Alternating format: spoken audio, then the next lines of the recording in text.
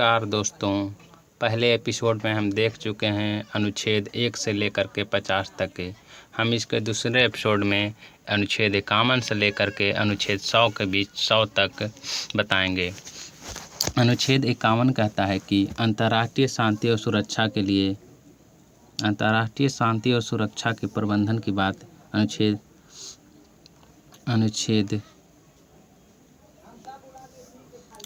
में की गई है।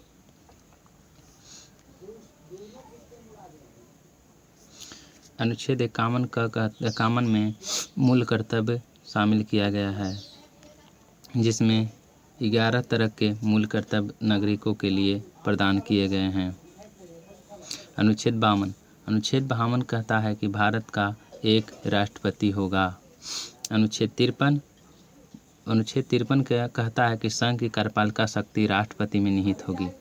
अनुच्छेद 54 में राष्ट्रपति के निर्वाचन की बात की गई है। अनुच्छेद 55 राष्ट्रपति के निर्वाचन की नीतियों की बात की गई है। अनुच्छेद 56 राष्ट्रपति की अवधि कितनी होगी, वह कितने काल के लिए अपने पद पे आसीन रहेगा। अनुच्छेद 57 के अंदर पुनर्निर्वाचन के लिए पात्रता, क्या पात्रता होनी चाहिए, यह इसका वर्णन किया गया है। अनुच्छेद 58 में राष्ट्रपति होने के लिए अर्हता की बात की गई है। अनुच्छेद 59 में राष्ट्रपति के पद के लिए शर्तें होनी चाहिए, उसके बारे में बताया गया है। अनुच्छेद 60 राष्ट्रपति के शपथ की बात करता है। अनुच्छेद 61 राष्ट्रपति पर महाभियोग चलाने की प्रक्रिया के बारे में बताया गया है। अनुच्छेद 62 राष्ट्रपति पद पर व्यक्ति को भरने के लिए निर्वाचन का समय और रीतियाँ की बात की गई है। अनुच्छेद 63 में भारत के उपराष्ट्रपति के बारे में बताया गया है, जो देश का दूसरा सर्वोच्च पद होगा। अनुच्छेद 64 में उपराष्ट्रपति राज्यसभा का पदेन सभापति होगा, जो पद के कारण होगा। अनुच्छेद 65 राष्ट्रपति के पद की रिक्ति पर उपराष्ट्रपति कार्य करेगा। अनुच्छेद 66 उपराष्ट्रपति के निर्वाचन की बात करता है, जबकि अनुच्छेद 67 उपराष्ट्रपति की पदावधि के बारे में बताता है, जो 5 वर्ष का होता है। अनुच्छेद 68 उपराष्ट्रपति के पद की रिक्त भरने के लिए निर्वाचन 6 महीने के अंदर हो जाना चाहिए। अनुच्छेद 69 उपराष्ट्रपति की शपथ की बात की गई है। अनुच्छेद 70 अन्य आकस्मिकताओं में राष्ट्रपति के कर्तव्यों का निर्वहन उपराष्ट्रपति करेगा। जबकि 71 में राष्ट्रपति और उपराष्ट्र संबंधित विवाद होता है, तो उस निर्वाचन संबंधित विषय के बारे में बताया गया है। अनुच्छेद 72 में राष्ट्रपति को क्षमादान देने की शक्ति प्रदान की गई है। अनुच्छेद 73 संघ की कार्यपालिका शक्ति का विस्तार के बारे में बताया गया है। अनुच्छेद 74 राष्ट्रपति को सलाह लेने के लिए एक मंत्रिपरिषद का गठन अनुच्छेद 74 के तहत किया जाएगा। अनुच्छेद 75 के तहत मंत्रियों के बारे में बताया गया है, उपबंध किया गया है, जिसमें मंत्रियों का प्रमुख को प्रधानमंत्री कहा जाएगा।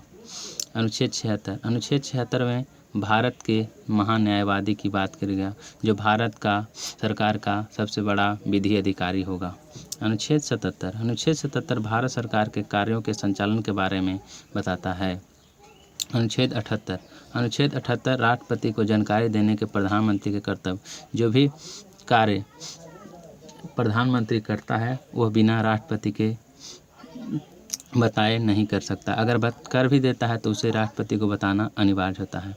अनुच्छेद 79 में संसद की गठन की बात की गई है। संसद के 3 अंग होते हैं, लोकसभा, राज्यसभा और राष्ट्रपति। ये तीनों मिलकर ही संसद बनेगा। अनुच्छेद 80 में राज्यसभा की संरचना की बात की गई है, संगठन की बात की गई है। अनुच्छेद 81 में लोकसभा के गठन की संरचना की बात की गई है, इसके बारे में बतलाया गया है। अनुच्छेद 83 में संसद के सदनों की अवधि कितनी होगी, इसके बारे में बताया गया है। लोकसभा की अवधि 5 वर्ष की होती है, लेकिन राज्यसभा की कोई अवधि नहीं होती है। अस्थायी सदन होता है, लेकिन उनके सदस्यों की अवधि 6 साल की होती है। अनुच्छेद 84 में संसद के सदस्यों के लिए क्या अर्हता होनी चाहिए, इसके बारे में बतलाया गया है। अनुच्छेद 85 संसद का सत्र सत्रावसान और इसकी विघटन की बात करता है। अनुच्छेद 87 राष्ट्रपति के विशेष अभिभाषण के बारे में बताया गया है। अनुच्छेद 88 सदनों के में मंत्रियों और महान्यायवादी के अधिकार की बात की गई है। महान्यायवादी संसद के सदनों में बोलने का हकदार होगा, लेकिन मत देने का अधिकार उसको नहीं है। अनुच्छेद 89 में राज्यसभा का सभापति और उपसभापति के विषय में बतलाया गया है। अनुच्छेद 90 में उपसभापति का पद रिक्त हो या पद से हटाए जाने की विषय में बताया गया है। अनुच्छेद 91 में सभापति के कर्तव्यों को और पालन करने की शक्ति को बताया गया है।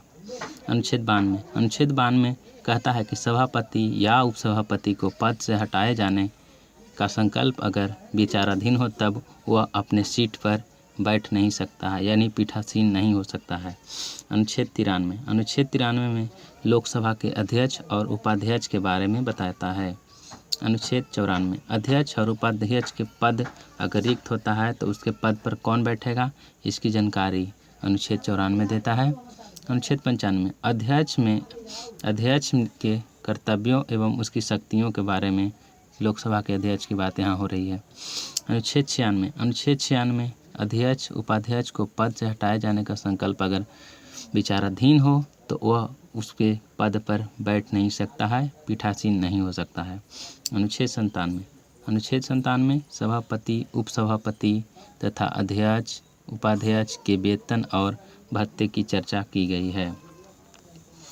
अनुच्छेद 98 के तहत संसद के सचिवालय की बात की गई है।